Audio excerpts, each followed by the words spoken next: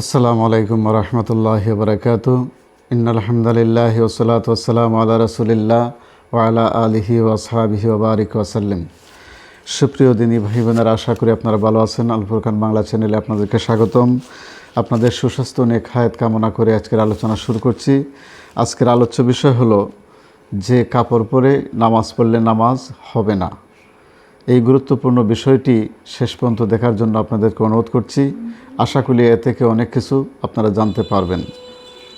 প্রিয় দিনী ভাই বোনেরা, আমরা নামাজ পড়ি, সেই নামাজ যদি না হয় তাহলে এই কষ্ট করে লাভ কি?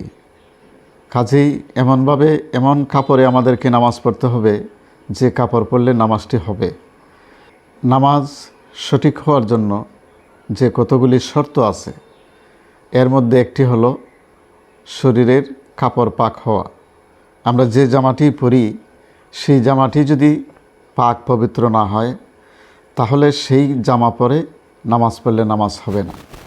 এখন সেই পাক পবিত্র অর্থ কী? কাপড় পাক বলতে কি শুধু নাপাকি থেকে পাক, না আরও কিছু সেই বিষয়টি আছে, আপনারা ইনশাল্লাহ জানতে পারবেন।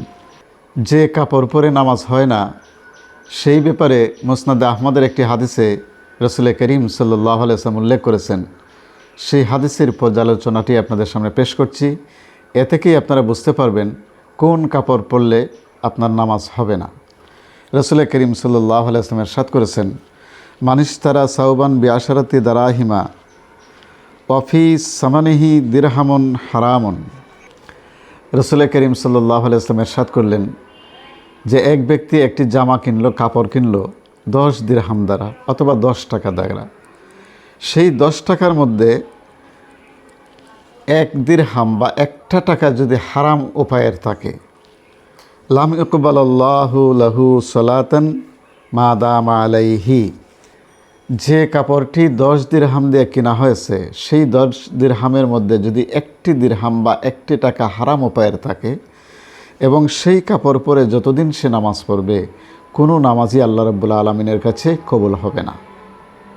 যদি ঘুষের টাকা দেয়া, সুদের টাকা দেয়া, জুয়ার টাকা দেয়া, মানুষকে প্রতারণা করে সেই টাকা দেয়া, অথবা আত্মসাৎ করে, চুরি করে, ডাকাতি করে, যে কোনো অন্যায় অবৈধভাবে যদি কোনো টাকা অর্জন করে আপনি সেই টাকা দিয়ে আপনি যত সুন্দর জামা কিনুন না কেন, সেই জামা পরে যদি আপনি নামাজ পড়েন, ওই নামাজ আল্লাহ পাক রব্বুল আলামিনের কাছে কবুল হবে না।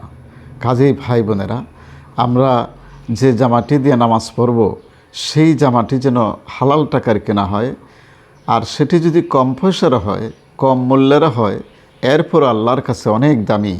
আর হারাম উপায়ে অর্জিত টাকার অনেক দামি পোশাক পরেও যদি আমরা নামাজ পড়ি, সেই জামার কোনো মূল্য নেই, সেই নামাজ আল্লাহর কাছে গ্রহণযোগ্য হবে না। আশা করি আমার কথাগুলি আপনারা বুঝতে পেরেছেন। কাজেই নামাজ পড়বার আগে আপনি ভালো করে জেনে নেবেন যে আপনার আমার গায়ের যে পোশাকটি আছে সেই পোশাকটি হালাল পয়সার কিনা। তো যদি কোনো কারণে সন্দেহ থাকে যে এই টাকার মধ্যে হারাম মিশ্রিত আছে, ওই কাপড় পরে কখনো নামাজ পড়বেন না, আল্লাহর কাছে কবুল হবে না। আল্লাহ পাক রব্বুল আলামিন এই সমস্ত বিষয় আমাদেরকে বুঝে নামাজ পড়ার তৌফিক দান করুন। সবাই ভালো থাকুন, সুস্থ থাকুন। আসসালামু আলাইকুম ওয়া রাহমাতুল্লাহি ওয়া বারাকাতুহু।